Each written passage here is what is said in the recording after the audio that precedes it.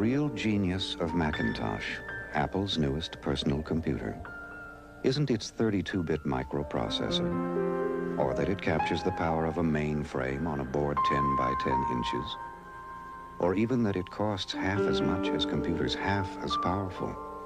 The real genius of Macintosh is that you don't have to be a genius to use it. Macintosh, the computer for the rest of us. You're about to see a few people learn to use the newest, most advanced business computer in the world.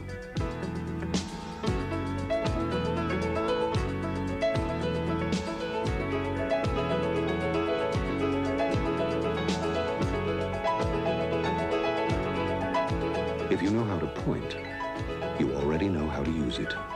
Macintosh, the computer for the rest of us.